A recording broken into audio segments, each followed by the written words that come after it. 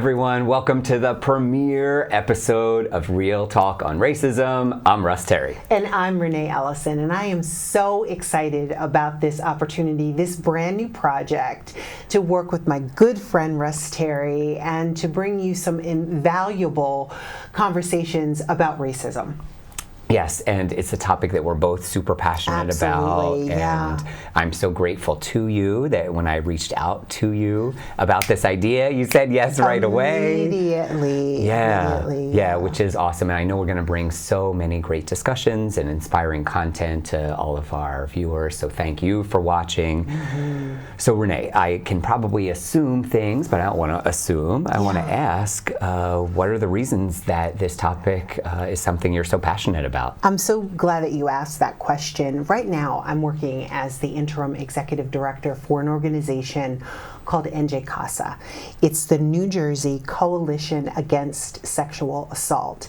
And this topic of racism and the topic of sexual assault really align very perfectly with the work that I'm doing. Recently, we have altered our mission and our vision and our guiding principles to include the idea of really centering the voices of marginalized communities. Because there's so many isms, there's so many reasons that people are sexually assaulted, and a lot of that stems from racism, oppression, and the things that we're going to be talking about on the show. So, sexual assault and racism are intertwined? They are. You've probably heard the term intersectionality. Yes, I just learned it last year. Yeah. We're going to tell you what intersectionality is. Yeah, so basically what that means is that you can't just look at survivors and think of sexual assault. You have to think of their path, their journey, everything that they've been through, whether they're a member of the LGBTQIA+ community, whether they are Black or brown people, whatever their trauma, whatever their experience, usually factors into the experience of sexual assault and how they survive and how they thrive as a result of that experience. So intersectionality, tell me if this is right, is kind of the intersection of multiple, somebody checking multiple boxes. Absolutely. Like Black and gay, or, transgender and Asian. Right, exactly. So the reason that I wanted to do this show is because I want to really be able, with you, to surface this whole idea of how racism and oppression really factor into survivorship.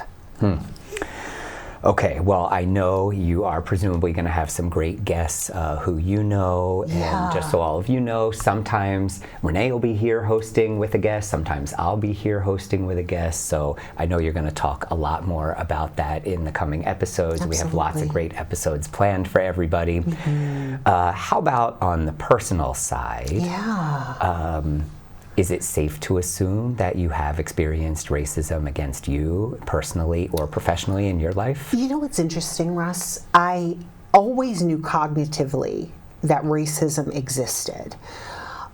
I was fortunate to grow up in a home where my mother really emphasized the idea that being Black, being a woman, was not something that was a negative thing. But I can honestly say that throughout my experience, I have experienced racism, but didn't really have the words to be able to describe what it was that I was going through. I wasn't able to say, that what I was experiencing was microaggressions, that people were saying things that marginalized me or made me feel oppressed. And I didn't have the words, I didn't have the language for it. And I've been very fortunate in this role to be able to learn so much about this topic. And, so your call was kind of serendipitous, as they say. Oh, good, good. So microaggressions is something I talk about in the diversity trainings I do at companies. They're, for people that don't know, these very subtle things that may appear immaterial on the surface, but when in reality, collectively, they become much more material when a person of color or anyone, a woman in the workplace, LGBT, any race, etc., hears these microaggressions at work, in their personal life, etc. So what's an example of a microaggression somebody said to you? Well, I can think of, we talk about diversity, equity, and inclusion, right? And I always say that that threefold approach, that the inclusion is really the most important part. So what happens when you're a Black woman and you're working in a corporate environment and you're the only one? Yeah. What happens? You get discluded. You're not included in the conversations. You're not made to be aware of certain things. You're what we always say, which is you're marginalized. You're put on the margins. You're not viewed as important or valuable to the conversation. Your voice is not centered in the conversation. Your ideas are not respected. I can just speak for myself that that's happened to me many, many, many times throughout my career. I'm so sorry to hear that. Yeah. And the phrase "the only" that you said a second ago, there are so many people of color in the workplace or even in schools, etc., who are the only, the only Black person in the department or the only gay person in the group or whatever. And there's this phrase I often use called inclusion exhaustion. How it can either be exhausting to be the only and to be oppressed, etc., as you said, or sometimes when somebody is the only, then everybody's coming to the only with questions, well-intentioned questions, absolutely, but still questions, can I say this, or what's the importance of that, or whatever, and then all of a sudden they have to explain hundreds of years of racism to their well-intentioned white colleagues. I am so glad that you said that. You just entered a topic that I think is so important, that whole idea of making the Black person in the room, the gay person in the room, the Asian person in the room, the expert on racism and anti-oppression, when really it's about you doing your work. You individually being able to do your own work. And sometimes it's a matter of asking, how do you feel when I say that? Having those one-on-one conversations sometimes helps the relationship and helps the individual feel a little bit more like, okay, you're listening to what it is that I'm going through and trying to pay attention to the nuances. Yeah, and we're not saying white people don't talk to your people of color colleagues, but I think what we're saying is kind of read the room and figure out, use your intuition, what does or doesn't make sense. Yeah. And you said a second ago, do the work. So how can people today that want to learn, that want to be more cognizant of racism, that want to be anti-racists, what can they do, in your mind, to do the work? Well, I'm going to flip that. I'm going to ask you, since you're the white guy in the room, right? What do you do? Like, I see you wearing this Black Lives Matter shirt, Thank you. Right? And that to me is so important. That shouts to me, speaks volumes to me, that here you are, this white man, but you're recognizing this incredible movement that's happening, and you're identifying with it by wearing this shirt on television. Like, what a statement that makes. Tell me why you would decide to do something like that. Yeah, I mean, diversity is a topic that I'm so passionate about, and being an ally. I'm a white man, so I don't want to say that I have experienced the things that most people of color have experienced, but I want to make sure everybody knows that I'm on this mission to make the world a better place and to help people here in the U.S. understand what racism is all about, how people are still experiencing it today in 2021, and the specific things that they, as white people or people who are supportive of others, can do to be allies, can do to become more aware.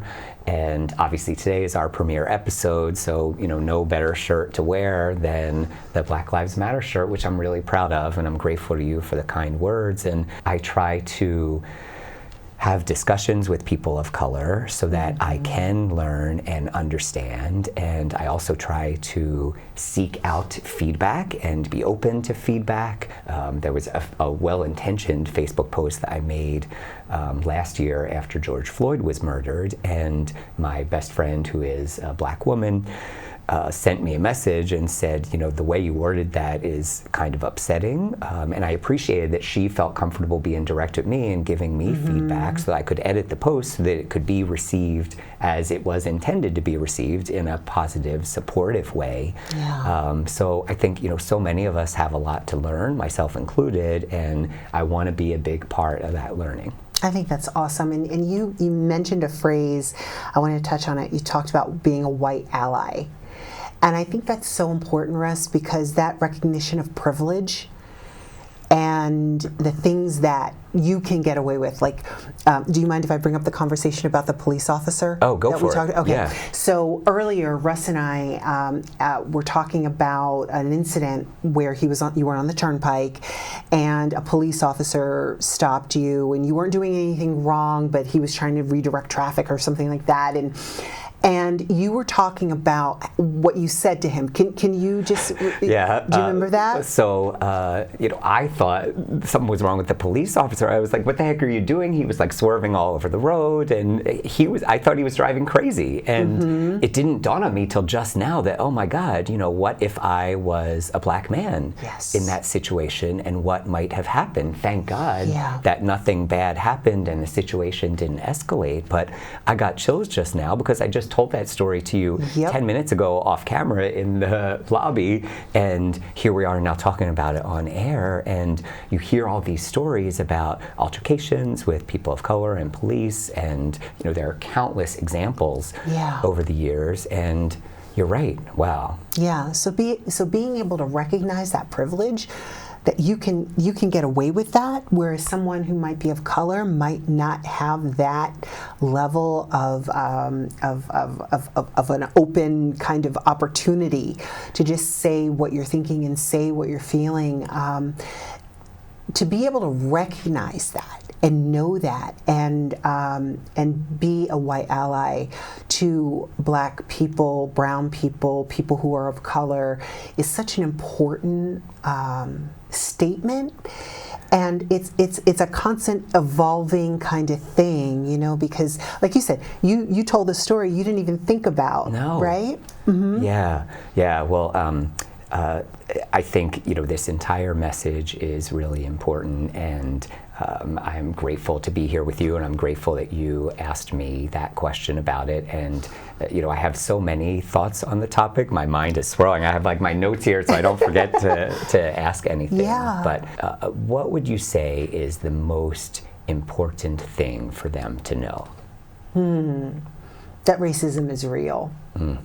Racism is real. It's not imagined. People aren't thinking that what they're experiencing, people aren't experiencing these things and kind of making it up, that there's microaggressions and there's discrimination, and that this is actually happening in our world. And I was just talking to someone else in the green room, and we were talking about the whole idea of going backwards. That over the last 5 years, I feel like we've wound the clock backwards in so many ways, and it just really illuminates how far we have yet to go. When people deny that there's racism, it's maddening, it's infuriating, and for me, it's just sad. So people are denying that racism exists? Every day. Who? Do you ever Where? watch Fox News? No, I purposely don't. Every now and then I tune in just for a few minutes just to get a glimpse of what's going on with the rest of the world, the January 6th people. Yeah, yeesh. Yeah, and not to other, but I feel that it's sad sometimes that some people don't accept that racism is a thing. There's your face. There's a gentleman, and I want to get his name right, Ibram Kendi. Oh, I love him. Right? Yes. He talks about the difference between being anti-racist and being not a racist. And he talks about the importance of really recognizing that being a racist doesn't necessarily mean that you're wearing a cape and a hood. That's not what a racist is. A racist is the person who perpetuates the microaggression or perpetuates, discrimination based on their preconceived notions. I could be a racist, right? If I have specific feelings and perceptions about people who are not of color, right? So you don't have to be in a hood to be a racist. And I think sometimes what we need to be able to do is really recognize that racism is something that is a part of our culture, not necessarily because we hate black people or we hate Asian people or we don't like gay people or whatever. It's a part of our culture because of our history. And there's no way around it.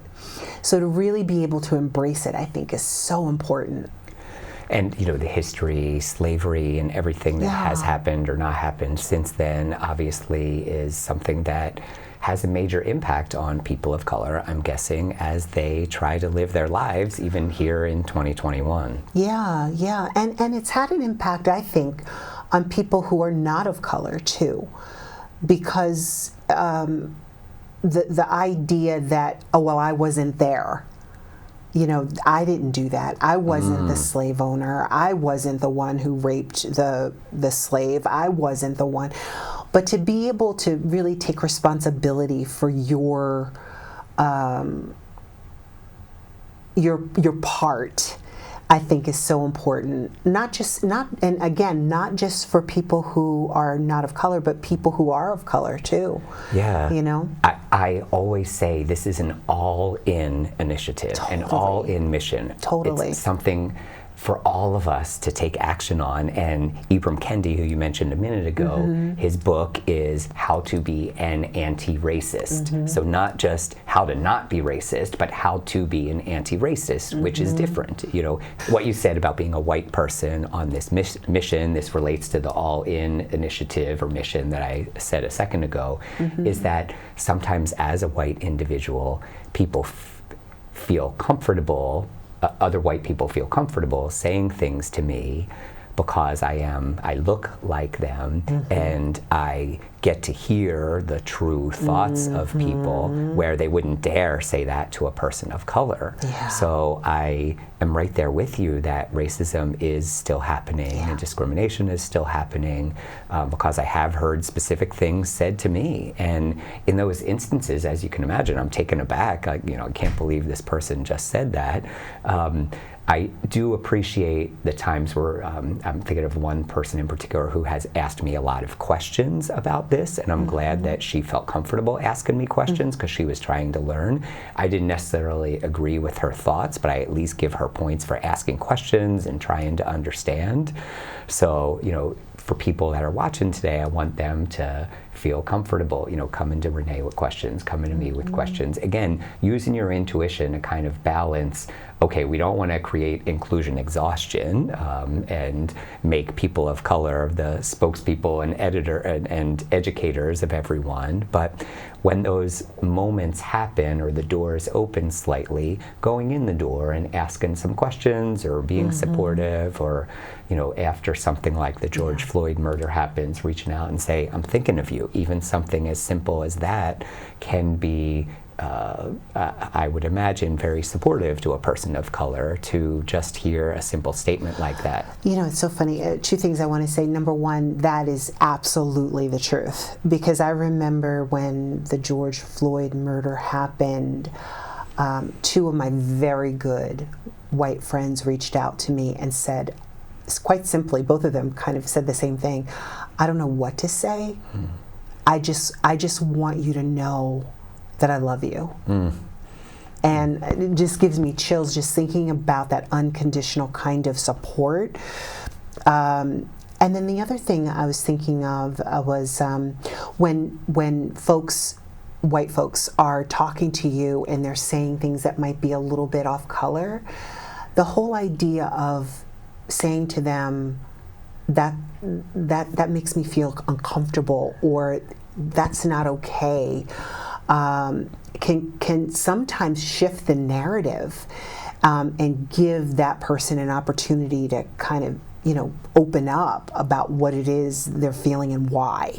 You know, what I'm trying to do, at least going forward, if somebody, let's say a white person, does say something like that to me, is, you know, what are the reasons that you said that? To try to explore what their thought process is.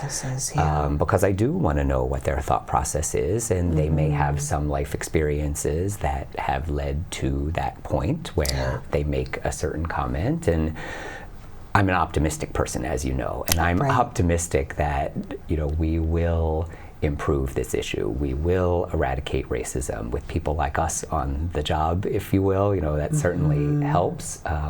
But I'm also optimistic because I feel like many to most in the younger generation are passionate about this. You know, we have more interracial people than ever before, and you know, as Whitney Houston so famously sang, you know, I believe the children are our future. You know, they are. And I think each generation that comes along, not every single person in that generation, but many to most, are passionate about this. You know, I look at Gen Z now, and they're very passionate about making the world a better place. They really are, and I love the work that I do in the sexual assault movement, and I love it because it's filled with so many passionate people who are nonconformists and really have a great approach, and they teach me so much about life.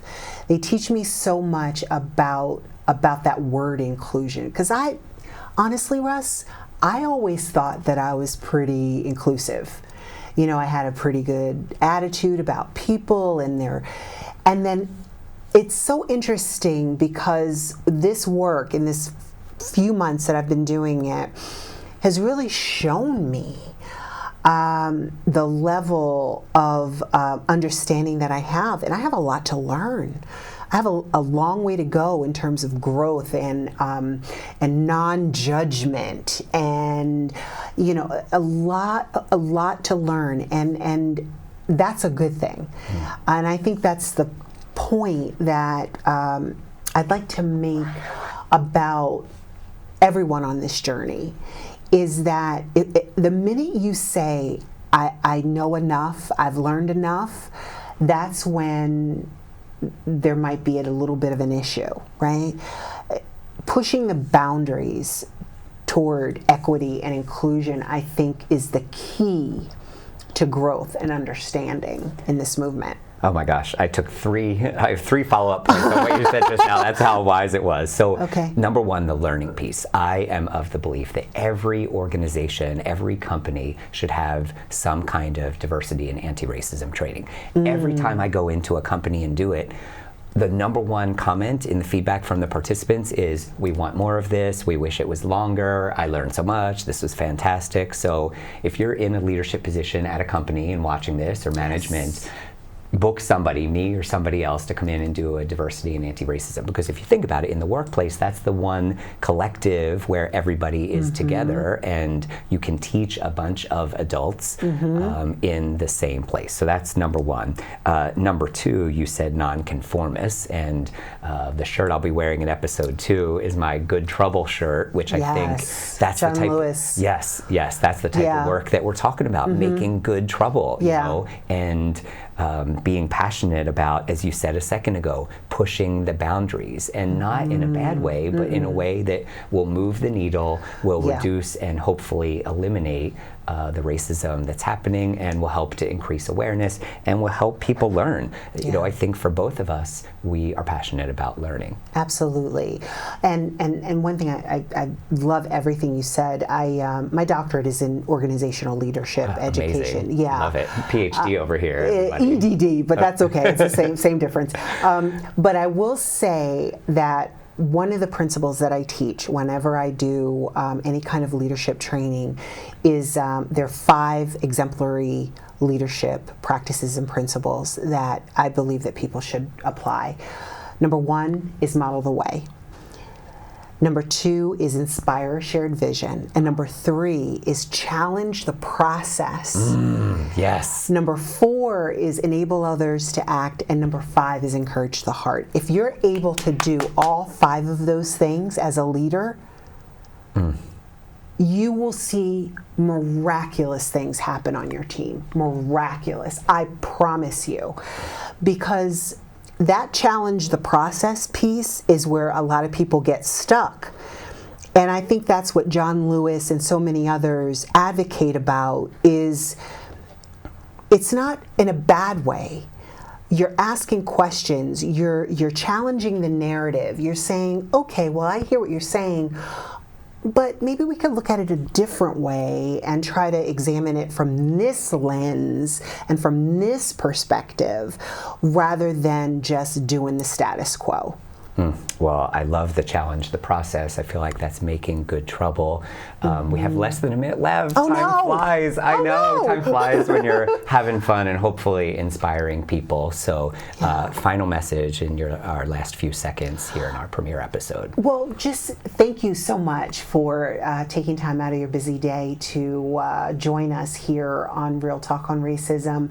Russ is a great friend and a great ally, and I'm just so excited about this project. Me too, and we have so many great episodes for you. Again, sometimes Renai will be here, sometimes I'll be here, but we wanted to be here together to present a united front, a joint mission, that we have so much inspiring content for all of you. I'm grateful to you for being my fellow host here at Real Talk on Racism. Grateful to Nick and everybody behind the scenes here, our amazing executive producer.